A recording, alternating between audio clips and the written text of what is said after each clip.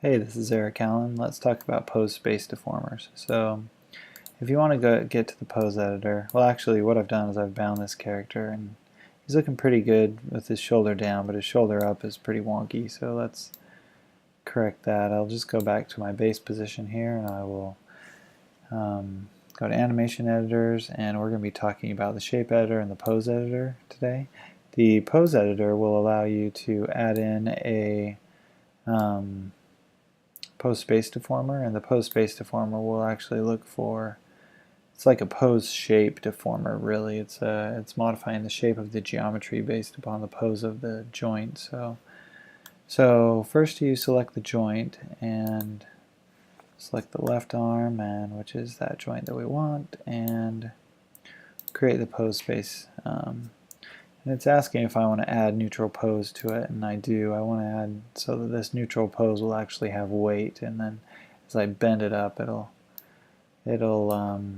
just go into its new shape. So I'm just running through some pre-keyed animation here that I have, and I'm going to create a pose right here, and it's going to be L shoulder up, automatic, bound to the joint, and create a new shape. So I'll create a new shape here, and you can see that in this editor I'm editing in here, and then if you were to go to the shape editor you would also see that we're editing on this shape as well. So there it is. And so I'm going to create this morph target, this blend shape here. Let's just drag some of this up so we get a little bit of thickness in the deltoid, and increase our brush size so we can push in here.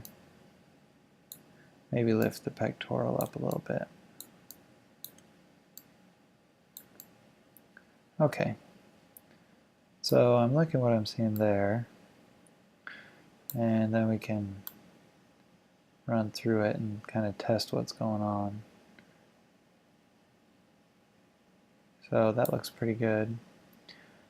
You can also go to the animation editor, your shape editor, and you can watch the value of the rotate move around. So if we go here, we'll see it's at 0.9, and then if we drop off back to the standard, it drives back down to 0. So it is driving that morph target.